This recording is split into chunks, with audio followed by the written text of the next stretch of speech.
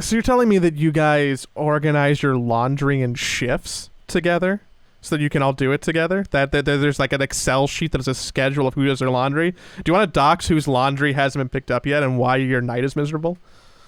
Do you know whose it is? You know whose it is. Joey, What? it's a business apartment. Oh, that's right. There's more people there than just you. Yes, it's Okay. not just us. I was Jesus, why would I have to sign up for the 2 a.m. to 4 a.m. block for 10 people? I feel like I could go there whenever I want if it was only the 10 of us. Maybe Purge has to Purge wears something for 5 minutes and he has to do laundry. Like he always always has to do so much laundry. Okay, maybe that's not a good way to start the show. Maybe I'll just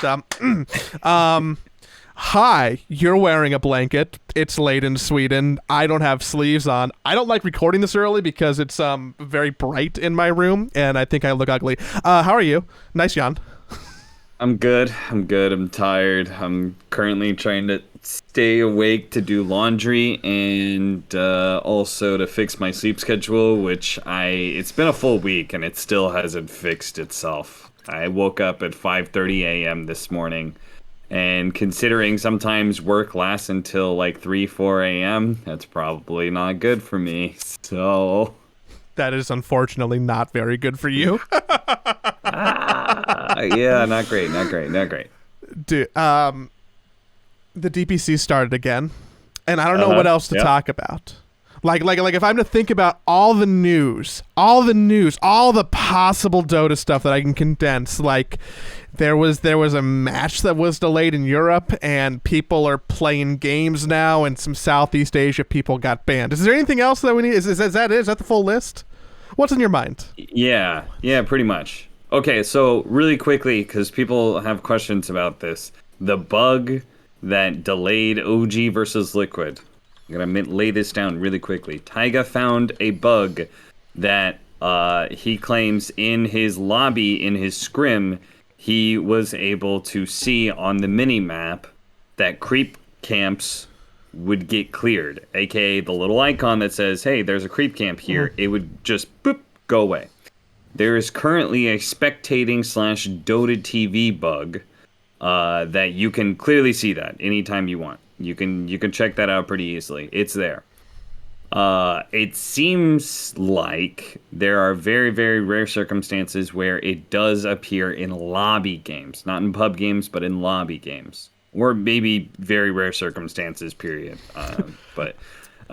Yeah. So that appears to be the bug. That's why that initial match was delayed. People keep on it's like a fucking conspiracy, man. People don't understand something, and then they're immediately like, something fishy is going on. What's going on here? I don't understand everything, and that means something is being held secret. It was Taiga on the grassy knoll in Dallas. That's everybody. I figured it out. I think you're just explaining conspiracy theory. I think that's just what happens when people don't have concrete evidence of something. It's a big... Yeah, there's just information you guys don't know about, but that doesn't mean it's a conspiracy theory, okay? What if big ESL is putting down OG because ESL hates No Tail? Maybe, or they hate Liquid. I don't really know. Yeah, something like that. True. So they discovered that bug right before their match. Obviously, they did not know the extent of the bug. They just knew it was there. So neither team wanted to play that match because they didn't know if the bug was going to happen, and that would obviously be broken. They probably thought it was like a hotfix that recently happened, and the bug was like there all the time, or at least close to all the time. Mm-hmm. But obviously, with a bit more testing and a little bit more time, once the bug became public, people were like, "No, that's not happening. I don't see it anywhere." And then it seems like some people did some testing, and maybe it does happen with lobby games, though exactly how or why it happens is unknown, and it seems to be very rare. So if it's very rare, any programmer will probably tell you if you can't easily replicate it, it's going to be hard to fix. So obviously, I don't think it's been fixed yet. And if it even is in the game or not. But either way, it hasn't been fixed yet to my knowledge. And it may not be fixed for a long time, considering it's hard to replicate.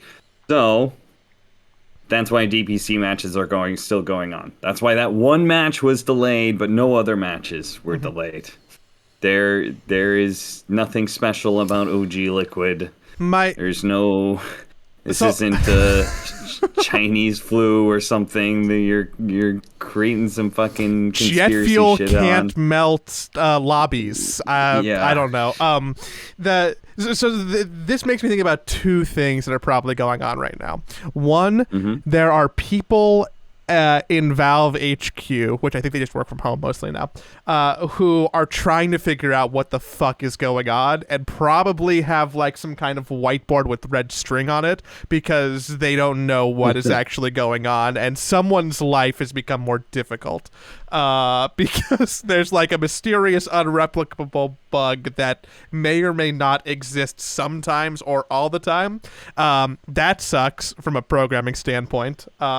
And that also sucks from a potential competitive standpoint or just game standpoint, right? Because now what I assume is happening is that most people, as they're playing these games, are potentially looking out for it because it may or may not exist, right? And if it does exist in your lobby, in your competitive game, there's probably a reason to like put your hand up and call ref and try and make a new lobby. So that's probably something that is just a big picture on a lot of people's minds as they're looking at their mini map, right? So maybe I'm not even sure how many of the other teams and players actually know about it outside of the Western European region. Well, surely people have seen all of the discourse about it, right? I mean, I know that not everybody comes to like the English-speaking community for everything all the time, but surely like the North Americans are looking at it at the least. Maybe, I don't know. Either way, it seems like it's not happening anytime soon. Like, as in, like, it doesn't happen very often. So you could look out for it for 100 games, and it probably won't show up. So like a real conspiracy, you know? Like a real conspiracy. Because every now and then, aliens. Aliens. The biggest bummer about the whole situation is that I didn't get to watch the Liquid OG game, which I was just looking forward to. No, the bigger bummer was I was going to cast that series. Oh. And now you're back on the sidelines. Yeah, exactly. Have you cast anything yet so far? This is me being a bad friend because clearly I haven't watched any. I cast one series. Yeah, that was the second series I was going to cast. I cast tomorrow. The thing is that with my, I really pushed them to give me casting, so they did relinquish that. They gave me some casting, and the best, really the only way reasonably to fit me into the schedule is on these longer days, and they put me on the very last game of Europe before it goes to NA. That way I work 3 series in a row because it would be unreasonable to have me come in and work, the second series of the day and the 4th and the 5th series. That would just be stupid. Mm-hmm. So as a result, I get to cast all the upper division Western European games. That's fucking great. That feels like a good side effect. I get good games to cast. Yeah. Ooh. So, yeah. I don't even know the standing. I've been so in my own bubble that I don't even know how the first week of games have gone. Standings or whatever. It's whatever. There's nothing. Yeah, everybody plays one match. Maybe one team plays 2 matches. It's whatever. It's not that interesting, especially on a new patch. Like, okay, some team maybe dropped a series. Some teams, like Boom, dropped a series because they couldn't even play the game because they lost electricity.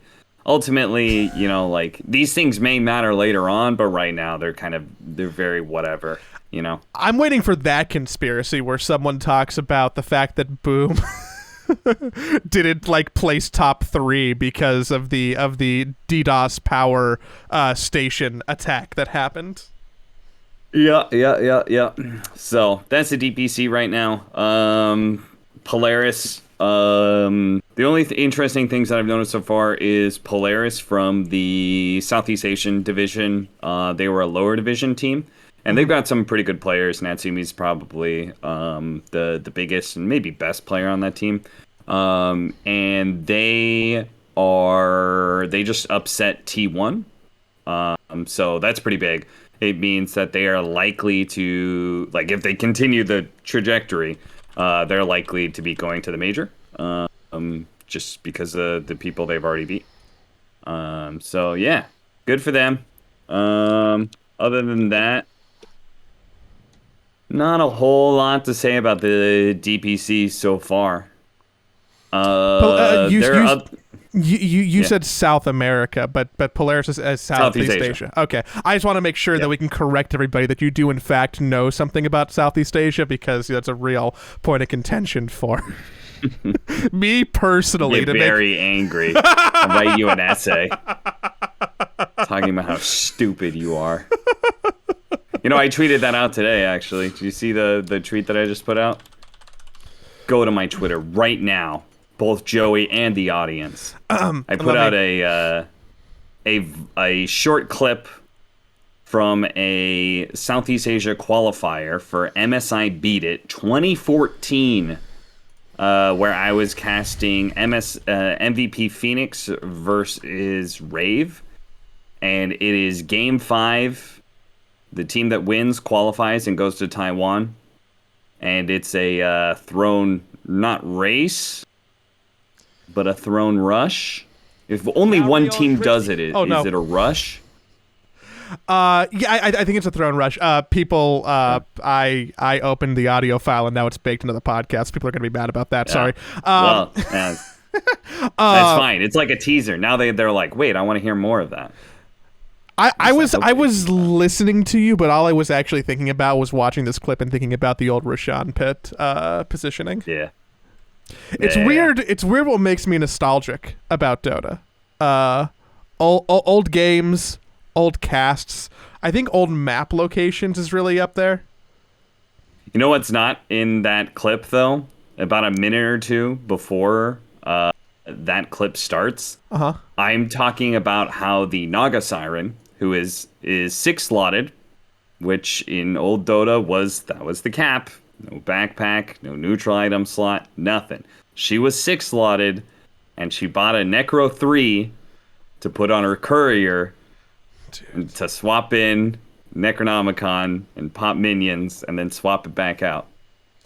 That was 7-slotted. That was the only way you could be 7-slotted, is having a courier carry an item for you. Great. Can courier still pop smoke? Yeah. Yeah? Yeah, they can. But they can't do dust anymore. Arkosh won their first match. What changed? Don't forget, Arkosh won. That's the other important news. Sorry, what? Couriers used to be able to do dust, but now they can't anymore. That's correct? Maybe. No? Great. So you know a bunch about DPC. They can't pop dust anymore, but maybe they used to. They used to use Radiance and BKB. I'm sure using dust was not off the fucking table. Someone's going to fact check me in the comments right now. They're going to be like, Joey, you're so stupid. Okay, so what I should pay attention to is nothing in the DPC yet, because it's week 1, but I should make sure to watch every single Arkosh game, because they're the only reason to pay attention to the shit show that is Division 2 North America. Like, congratulations, who'd you beat? 5 Rat Force staff or no, 5-man minus. Close. You were close. Oh. You were close. Hey, you know what? You know what? You talking shit right now, Joey. But the audience unironically agrees with you. And by that I mean our viewing numbers are better than upper division NA numbers. All right? Yeah. We bring fucking viewers. We bring viewers. People gave us so much shit when we started this whole thing. Hey, you save NA. How are you going to save NA by making fun of it? Well, we're bringing the fucking viewers, aren't we? I think DogChamp or Cut is going to set the record for like teams who go up and down between Division 1 and Division 2 the most in the span of what'll be... Yeah, the Cut. This... I think that they're one of the only teams that's gone up and down every time at this point. Yeah, they have. Dog Champ, it's their first time going up. Oh boy, I can't wait for some Lukey Division 1 gameplay. Yeah. I believe the Arkosh match got better numbers than Dog Champ versus TSM FTX. Oh no. Yeah. It says both bad things about NA and great things about Arkosh. It's I've been trying to diagnose a little bit about the TSM fan base and like how much they're supporting the Dota team. They don't give a shit. Yeah, so I mean that's the Cliff Note version, right? But yeah, TSM does have one of the strongest brands in esports, especially in North America. Normally when they enter almost anything, they have so much cross-pollination from people who are just either old League fans or current League fans, because it's really their bread and butter, right? That they kind of morph into it. Like, especially like TSM Rainbow Six won the Rainbow Six World Championships. TSM has just been winning a bunch of like NA Apex stuff, and you see that a lot of support, I think, has been kind of ported over to their teams, and a lot of this research is done just by looking at their subreddit, which is like probably the most active individual team subreddit that exists, I think. And you'll see like games like that pop up there all the time for discussion, even though it's mostly League focused, but not a lot of Dota 2 pollination, which makes sense, right? Like if you think about it, like you wouldn't expect it to happen, but I think that I expected just. If it's at like a 0.5 out of 10, I think I would have expected like a 1 out of 10. I think that I would have expected just to, like, maybe it's the optimism, like a tad more than is there, and I'm interested to see if it ever comes to fruition. Remember Optic? The green wall came over to Dota. I do remember that. TSM don't give a fuck. That feels a little bit different though, right? Because Optic's bread and butter is console games. It's Halo. Yes. It's Halo. It's Call of Duty, right? I feel like the leap for those fan bases to suddenly care about Dota is just a higher barrier of entry than the people who are like already used to a broader scope of games in general, but also a MOBA. Yeah. Whatever. TSM just had to fire their League of Legends head coach. I heard about that because he was taking both a coach salary and he was acting as an agent for players. Allegedly. Someone's gonna sue us. That sounds about right. Their Chinese head coach, who brought in a bunch of Chinese players, who is now currently back in China immediately after being fired, potentially to avoid any legal situations, was helping people get on the team allegedly and taking part of their pay for doing so allegedly. Do you have to say allegedly 3 different times in a sentence? I think it's funnier. I'm pretty sure he did some shady shit, obviously because he's fired, but like, man, it's almost sad to see. I feel like the one shining point in TSM has been picking up a Dota team for me, and the rest of the year has just been nothing but them taking L's and lumps. Yeah, I've been taking a lot of L's. Yeah. Last place League of Legends team. That's really bad for them. That's their whole shit. Well, they can't be relegated, right? Not currently. And if they did, CLG would have done that a long time ago. So I think that they're safe. They're just gonna keep on, lamenting. I think technically they're not last place anymore. They're tied for last place. They did 2 a week after they fired their coach. So make of that what you will. No one cares about me talking about League of Legends though. Although it's true. joinDOTA died. Oh shit! Yeah, there has been news this week, Joey. There has been news. Dude, I've been in a bubble. joinDOTA is dead. Where were you, Joey?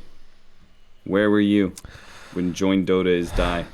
I was sitting in my room, probably a little bit sweaty, It's kind of warm in Los Angeles. You look cold, but I'm actively sweating. Yeah. Did you have anything on joinDOTA that like you like pulled or saved or archived for yourself? Most of your stuff was on broadcast, right? It's not like you had any articles or anything. Yeah. No, I didn't use the forums, and I generally didn't care. Like if I like, it was a nice little moment of reflection of like, oh, joinDOTA died. That was a long time ago. Let's think about that. And that was the extent to my feelings for it. You know, I wrote some stuff about it, but it was probably a little bit more favorable than I actually felt. I put all the good, happy feelings in the things that I wrote. I saw your Reddit comment, and to be completely honest, which we are all the time. I hate when people say "to be honest" because I feel like that implies you're not normally honest. Small aside, but to be brutally honest about it, you know who else had that fucking tick, Joey? Who would give me shit for it all the time? Who? The other joinDOTA guy. Oh. Well, you know what? I hate it when people say "to be honest" because that implies you're lying all the time. Shut up. You know what? I guess that I agree with him on exactly one thing. Fuck, how funny and relevant. When I read that comment that you made on the original Reddit thread, which was people were like, "Oh, Cap, there's clearly like a very strong association between you and that brand, right? For a lot of people who've been around for a minute. The other joinDOTA guy is gone. I'm all that's left. I'm like, this feels a little more rosy than I would have expected.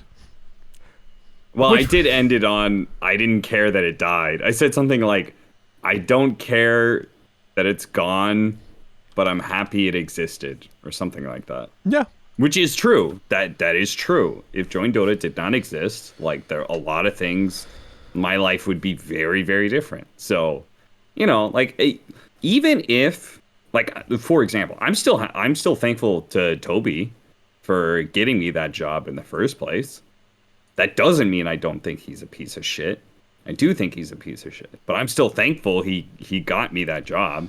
I think you can have a separation of, like, you know, appreciation for the things that people did for you, while still not liking them, you know. That's fair. Big picture, it feels not great because it's just. What has joinDOTA really been over the last couple of years? You know? I fucking know. I haven't been to that site in fucking ever. Why was it still alive in the first place? Honestly, when they announced that they're like, we're closing down joinDOTA, I was like, I didn't even think that site was still alive in the first place. Did they still do articles? I didn't read any. I think they did. I think people were still writing for them. I think that they were still a hub to be like a match ticker. I think they might have had, like, you know, potential team rankings, like power rankings, similar to like Gosu Gamers. I know. That's another site I have never visited in years and years and years. The only last time I visited Gosu Gamers is somebody wrote that fucking shitty article about casters.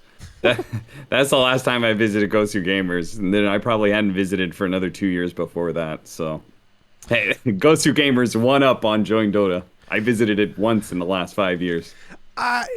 It feels like the eventual continuation of Reddit consolidating and ruining corners of the internet. Right? Like, it does that.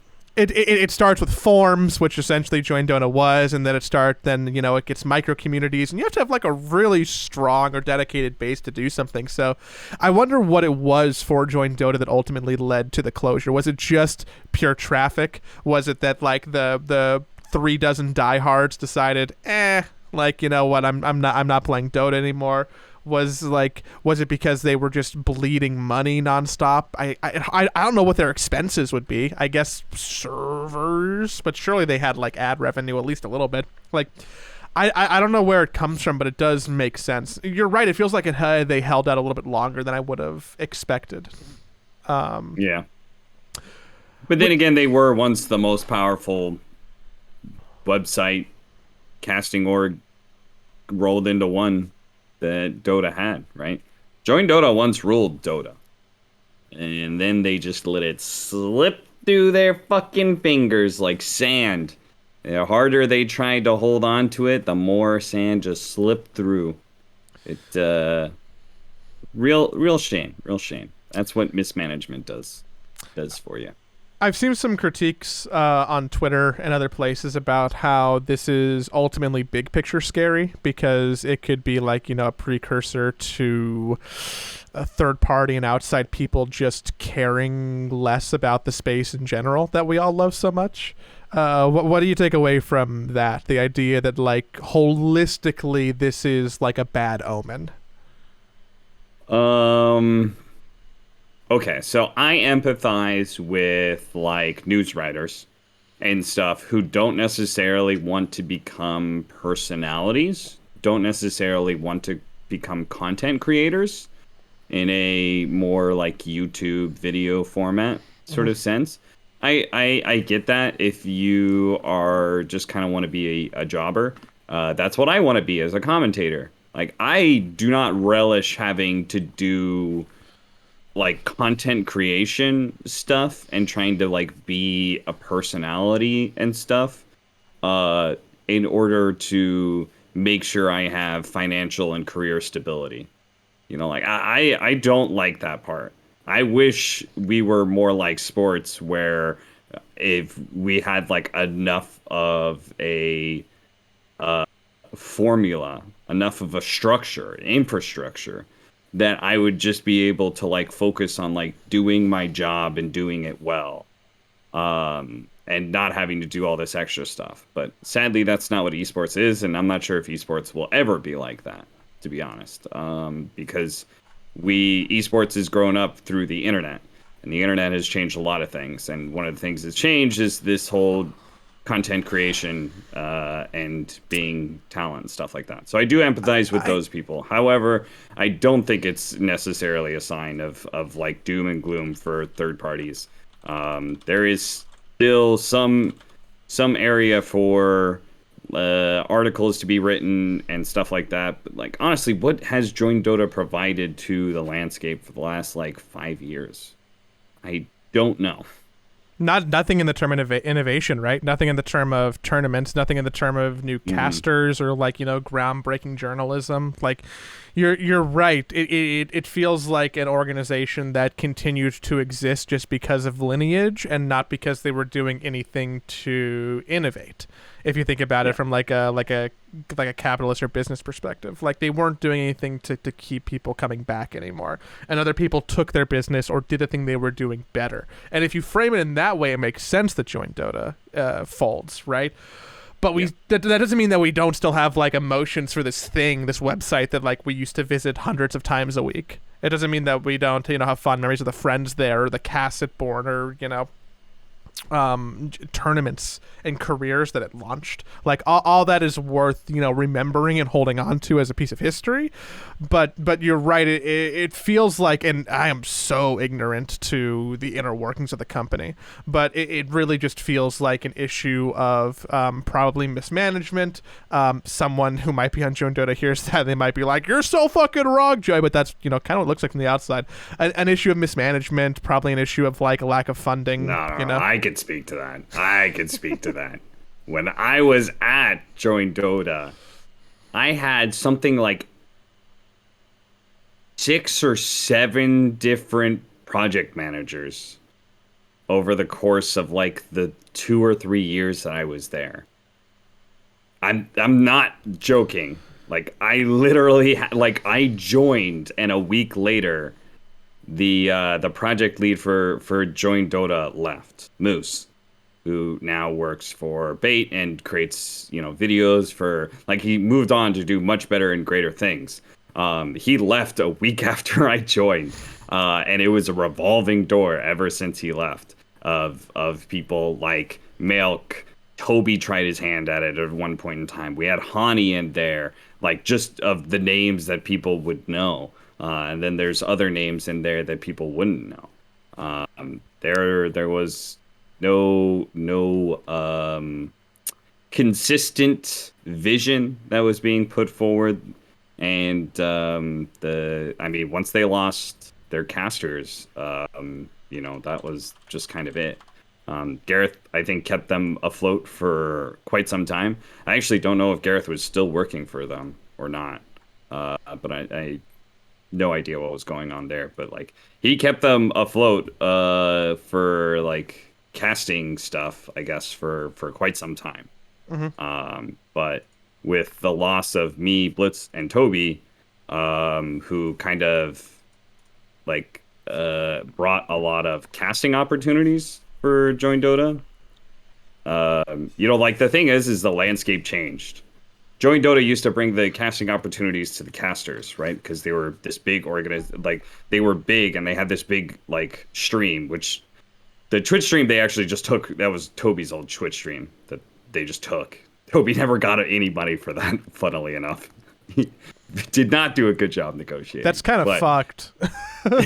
Yeah, that used to be Toby Wan's channel. joinDOTA Red, that was Toby's channel.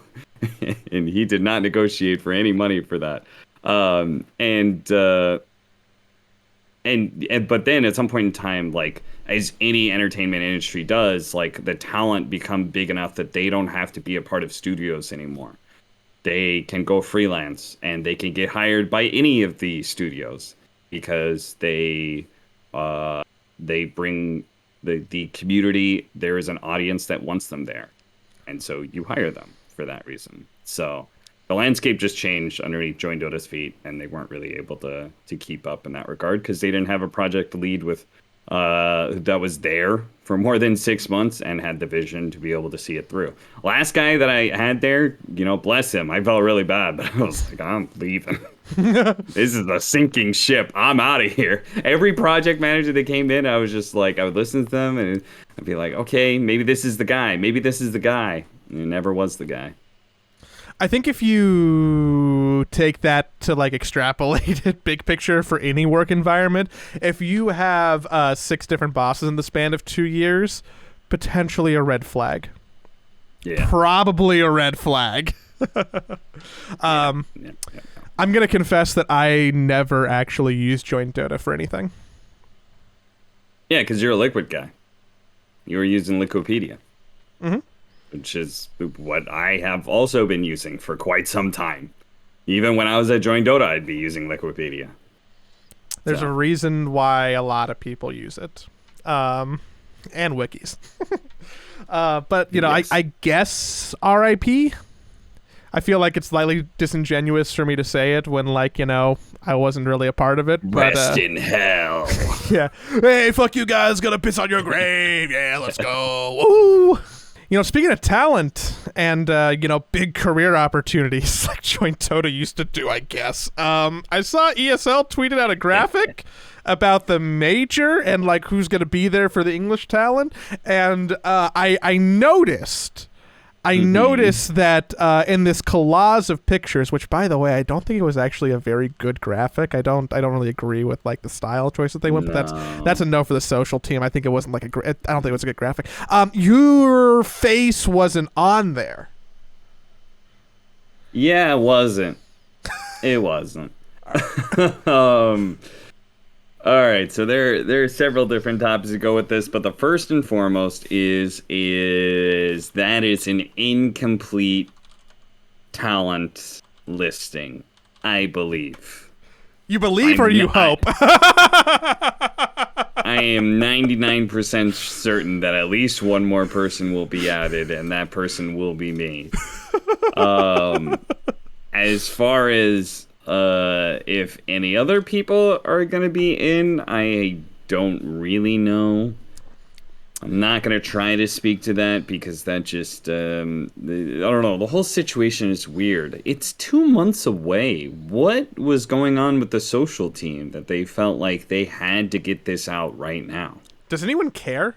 Is this in response to PGL talking about stuff? This is... it feels so ephemeral to me, right? ultimately, so much stuff that goes on Twitter as news is like flash in the pan, right? Like, here you go, here's an update about this thing. You see it, you talk about it on Reddit maybe, and then boom, 12 hours later, if it even lasts that long, you're not thinking about it anymore because you have your day-to-day life to live, or there's games to play, or, you know, whatever, right? Like, no one is thinking about this tweet aside from us right now, and mostly me, because I'm like, what's going on here? My understanding, I'm being a little bit coy, I'm pretty sure that there is more people than just you who were left off, because there's been more than one person who's not you who's talked to me about this. Yeah. So, like, you're right. Like, from a marketing perspective, which is what I'm thinking about this now, my question is, why is this promotion going out? People are going to forget about it. It's not super important to the current conversation. It isn't good, I assume, for people who are either, like, negotiating or probably ESL's own internal business people. Oh, I mean, it's good for the people who didn't negotiate fully yet. I mean, if you say this person's going, I feel like that gives you more power in the negotiation. That's even more fucked up if they announce someone who like isn't confirmed, because at that point it's just bad business. Like, honestly, yes. that makes me think from a logistics standpoint, who approved the graphic, who made the graphic, what are the order of operations to where this went live? Because I think that, at least from my experience, like, people should be held accountable for this, because this is now negatively affecting business. Yes. So that's kind of fucked on both sides, and I'm sure that there's people in ESL who aren't happy about it. But what an ugly graphic. Yeah. Why did they split it up into 4 pieces with so much space and stuff? I don't know. But so the announcement was put in. It's pretty much all the Western European and NA talent that ESL has already hired. Who's gonna talk about Southeast Asia? Who's gonna talk? Sorry, I couldn't help myself. Go ahead. I know. We'll talk about that subject in a second here. And then on top of that, they also have put in Slacks and Pyrian. So, and I think that's it. Everybody else is already kind of like working this stuff. There are a couple things I wanted to like shoot down that I read. People saying cost-saving measure because people are already in Europe. Well, that's true for the Europeans, but there is a gap between the DPC wrapping up and the major, and people aren't staying in Europe for that. So, there's seven of these people out of half of them are not in Europe and will need to get flown out. Yeah. Second of all, so there is this thing. So yes, people are complaining that it's this same old talent that we always see. All right, so here's the thing about that. I'm going to briefly take ESL's side here, which I don't agree with ESL for a lot of things, but like I'm going to try and give ESL's perspective, right? Mm-hmm. The thing is that people keep on referencing these DPC leagues as if they are equal. They are not equal. If all the best talent, quote unquote, I'm not saying they actually are the best talent, but I'm just saying the people whoever deems they think these are the best people, they are going to go to ESL because ESL pays the most. That is the thing, is that Western Europe is the region to cover. When it comes to being a tournament organizer, viewing numbers wise, like mm-hmm. Western Europe is the region to have. Every tournament organizer wants Western Europe. Okay? ESL has Western Europe. They are able to pay the most amount of money to the talent. So any other caster, I'm not going to speak for all of them, but I'm just saying that like most of them, very likely, if they got an offer to work Western Europe /NA, they probably would take it because it offers, again, the most amount of money. Also gives you the most amount of eyeballs because, again, Western Europe draws a lot of viewers. Mm-hmm. Okay. So if in your head, if you're ESL, you get to pick and choose whoever you want. You get to choose whoever you want to be able to cover your regions because you pay the most. And that, unsurprisingly, is what's going to motivate people the most. So the people that they chose for their leagues is already the people that they, in their heads, think are the best people. So it's not really surprising that they hire the same people for their major because they already think they have the best people. So why are they going to change that? They already think they have the best people. Like, you just hire those people again. Also theoretically, you could negotiate a package deal with some of them. Yes. So some people, I think, do have a package deal. I technically was offered a package deal, I guess, but not for the full year. This is a common negotiating tactic for... I think it's more common in other areas. For example, Red Eye used to negotiate, like, I know he would work like all the PGL broadcasts in a year, and he would have his rate be slightly lower in exchange for guaranteed work, right? Like, he would work a full year's worth of Dota events or whatever. Stuff like that is an example. Most talent have not done something like that, but this league system does offer you a different opportunity. Mm-hmm. So there are some people who are packaged in for the major. But yeah, there are pretty much no talent hired from other regions. And I don't think that's entirely right, because I do think there are some other talent that are valuable and worth considering, for sure. And it's possible that they may still hire some additional talent in that regard, but I'm not trying to get anybody's hopes up. I don't necessarily think they're gonna all of a sudden hire your favorite casting duo from some other region. It feels to me like the people who are booking, or I guess hiring is what I mean, talent for this, don't necessarily have their finger on the pulse of nope. what the community wants, because if I was in that person's position, part of my calculus would probably be let's look at the complaints, who can I snag for like positive PR, because that's part of it, right? Like ESL wants to have people in the Reddit threads be like, oh hey, they did a thing we're talking about, or oh look at these new people, right? And I would, just going off the cuff, I would probably want to hire John and MLP. It would probably be a good PR boost. It would probably be a great opportunity for them. It's probably also budget efficient because you could probably get them for cheap. You could probably get them for cheap. It's their first major. They would probably be willing to do it for almost any cost. Exactly. I think that would probably be a win across the board. And here I am. I'm like consulting for ESL Free on the podcast. It makes no sense why someone wouldn't take that swing. I'm sure there's probably arguments against it. Like yours is almost certainly correct. Like they feel like they have the best talent, right? So why dip away from that? They already coerced, everybody who are the big boys, but and girls. So maybe. But I would probably look to a little bit more diversity. Did it feel good when you opened the Reddit thread and the first comment was like, no cap? Is that like a little good for your ego? Does that make you smile? Yeah, of course. It's not even, it feels better, not so much for my ego, but of course it helps my ego, but more so it's a nice like reminder, for tournament organizers that I am valued. Yeah. And I hope that continues. Because I've had a kind of a rough time of being able to get like the things that I want, lately. So,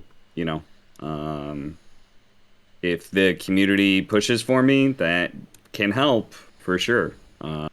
Just as an example, biggest thing that I'm referencing here is that I want to cast more, but I'm kind of getting pushed into this hosting position, which, like I'm fine with doing, but the biggest fear is at the end of the year, Valve is like, well, you didn't do any casting, so why would you be a caster for TI?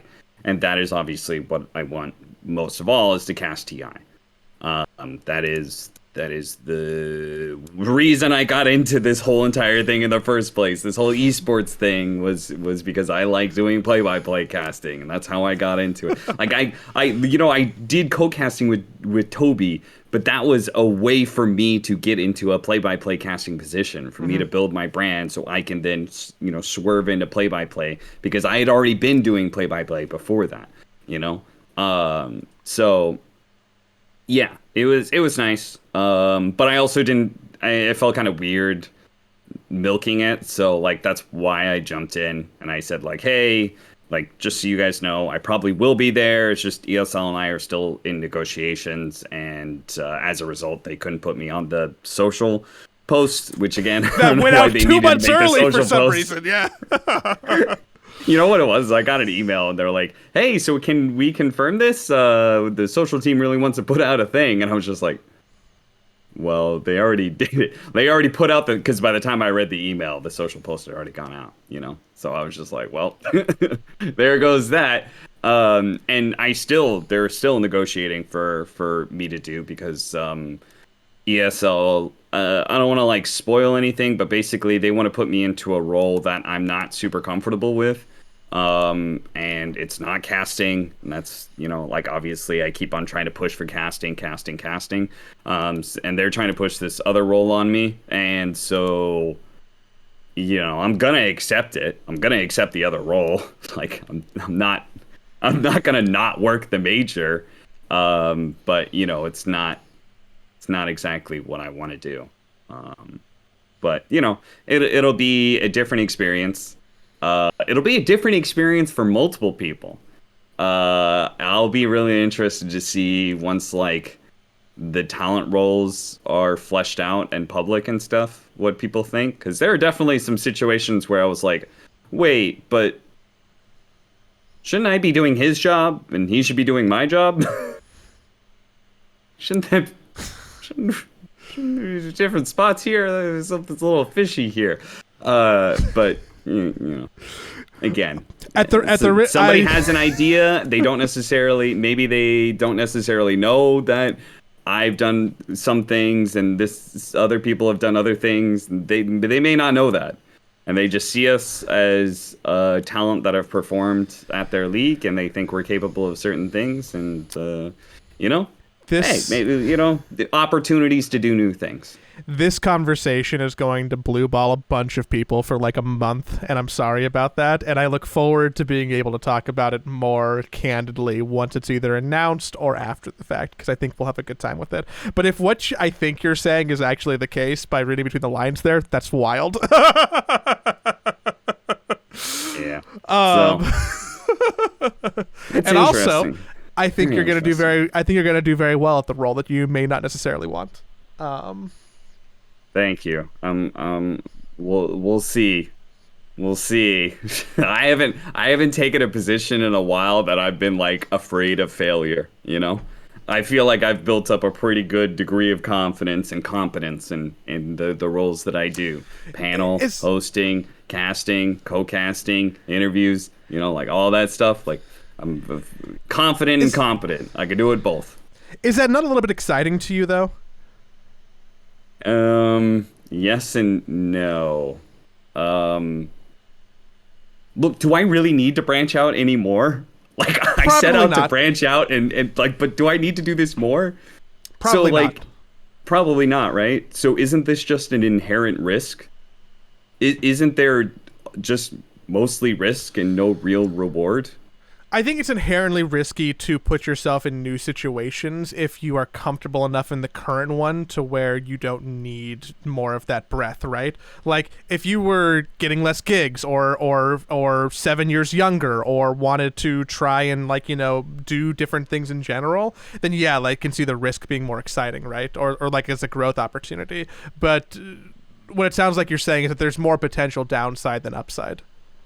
Yeah, there's much because like I think there are people better for this job than me, and so like I just basically think that there's the potential that it's not as good as it should be, and that may be on me and my performance, and that might make me look bad, and that is entirely unnecessary because like it doesn't. There's no opportunities that are going to be gifted to me by doing something new at this point in time. If anything, I'm trying to go back. I'm trying to like fucking cut down opportunities. I mean, like from a community standpoint, have you like, okay, let me just give you a quick example of what I'm talking about.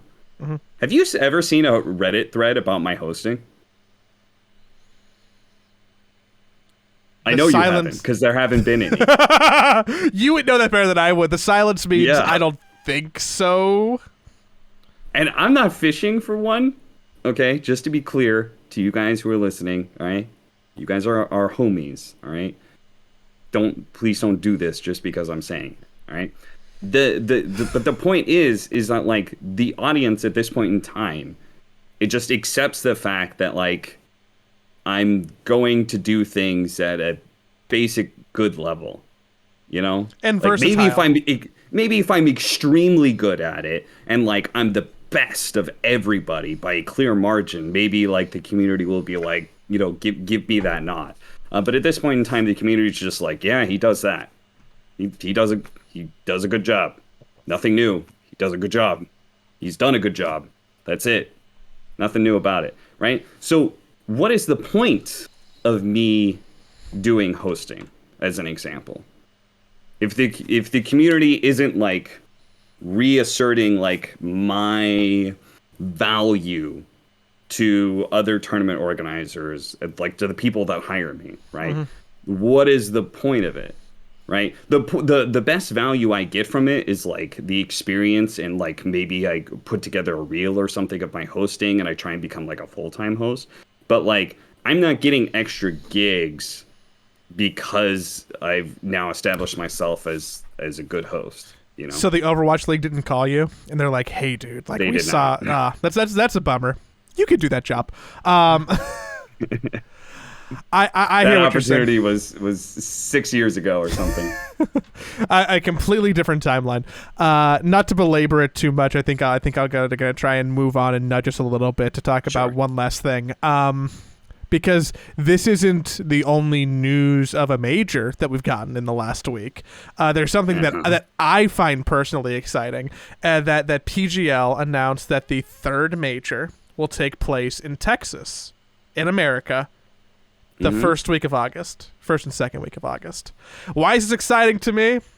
Because I'm definitely going to be able to go. Because a flight to Texas is going to be cheap, and I'm assuming that Liquid are going to qualify. It'll probably be like a wild disaster if they don't, if we're being honest. That's exciting. And people are going to... The last time that we planned to have a Dota event in the States was ESL Los Angeles, which I was super excited about. We had a podcast planned after the show at a bar nearby.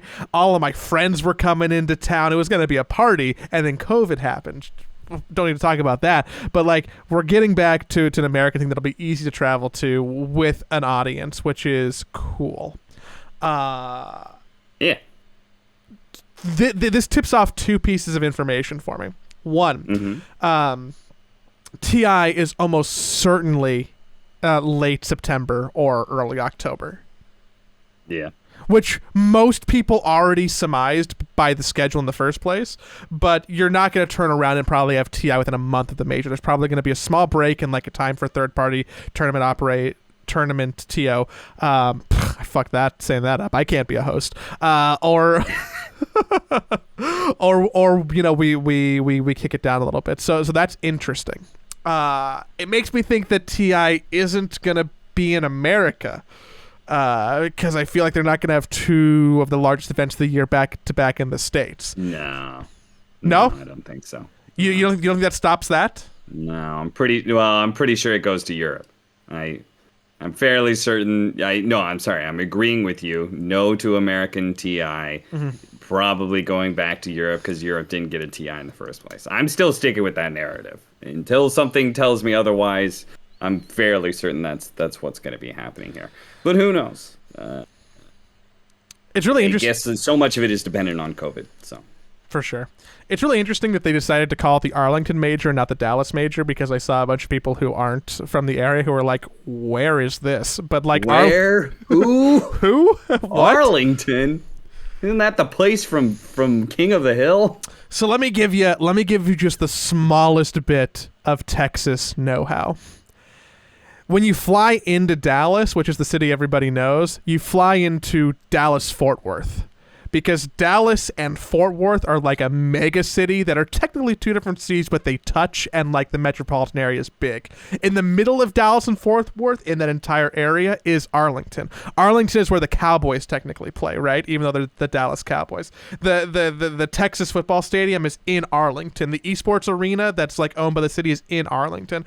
So I'm assuming that like they had some naming rights to say Arlington by using the venue instead of calling it Dallas. But all things considered, the major's in Dallas. The major's in Texas. I've been to the esports arena in Arlington. Have you been there? No. Is it cool? It's small. It's small. And do you remember old MLGs that were like hosted in convention centers where all the seating wasn't tiered and was just flat, like you're in like a flat large warehouse? That is the esports arena in Arlington.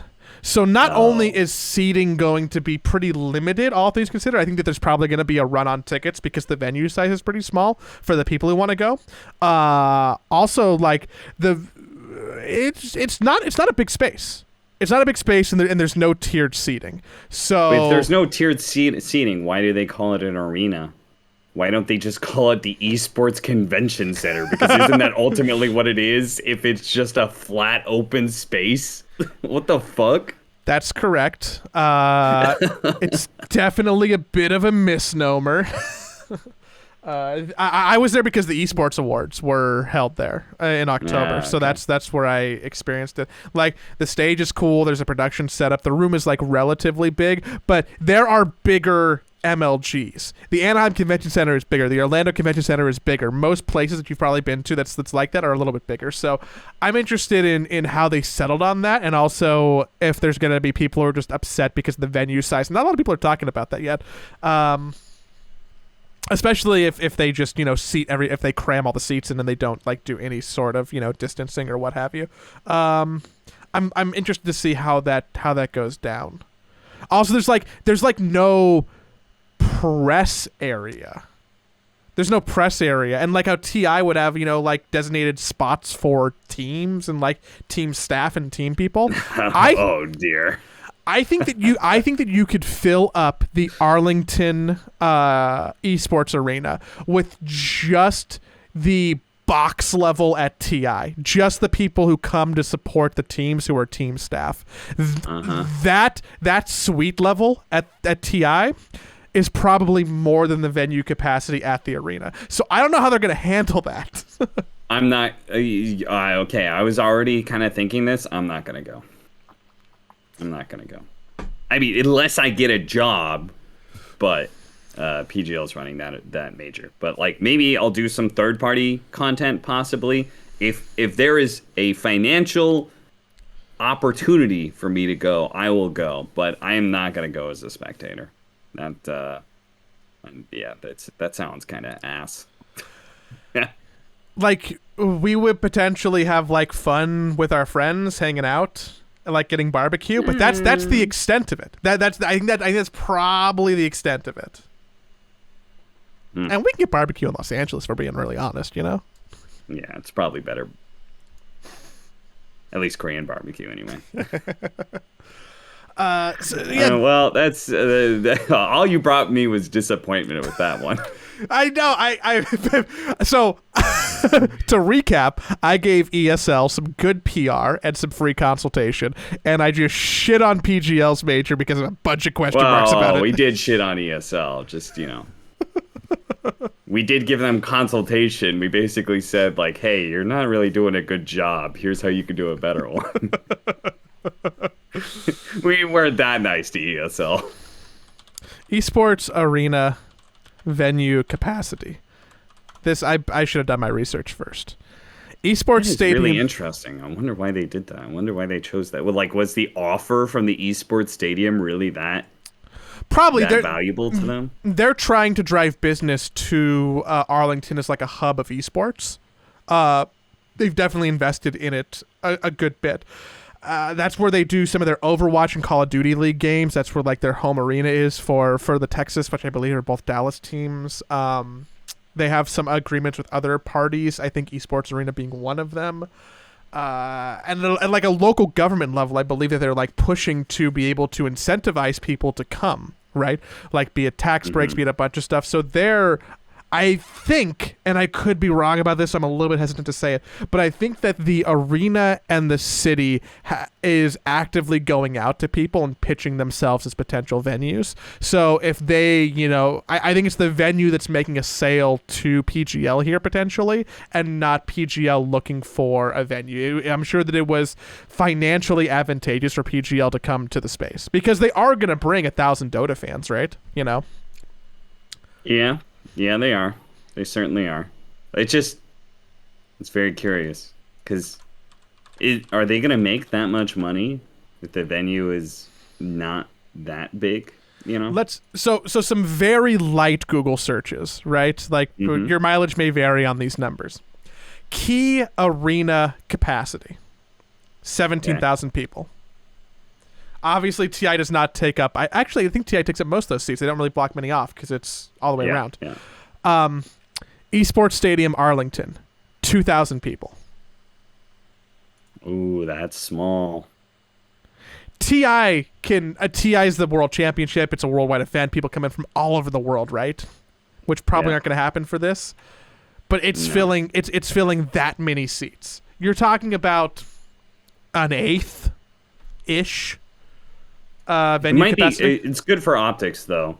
It'll be good for optics because U.S. events do not bring very many fans. ESL One New York was a great example of that. That did not bring that many people, especially the second one. I think I remember the second one being particularly barren. Wasn't it like during a weekday, though? Like they planned that event on like a Tuesday, Wednesday in the city, and everyone's like, I gotta work. Yeah, it definitely wasn't the greatest, but like either way, the U.S. just isn't like a good hub for Dota in general, right? Like it's difficult for people outside of the country to be able to fly into. It's expensive. People across the U.S. Still have like a significant financial cost to it because the U.S. is very big.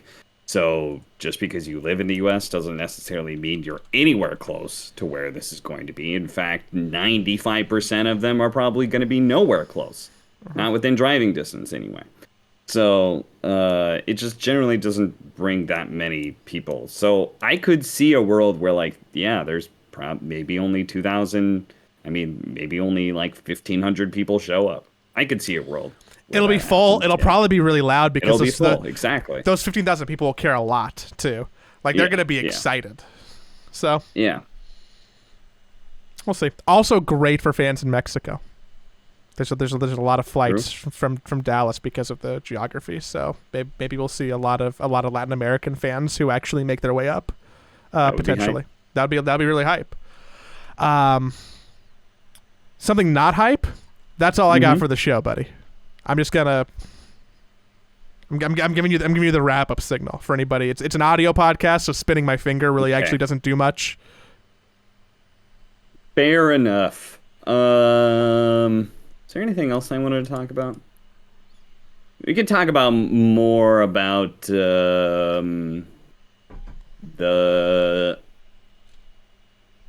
talent invites next week. I don't know. We'll just kind of see what drama comes up. If nothing comes up, then I'll have more to say about the talent invites. But if drama does come up, fresh. We only deal with fresh drama here. We don't gotta promise anybody anything. We're just gonna be here. Maybe I'll talk more about my DNA. To find out more? No, I don't want to. Oh, okay.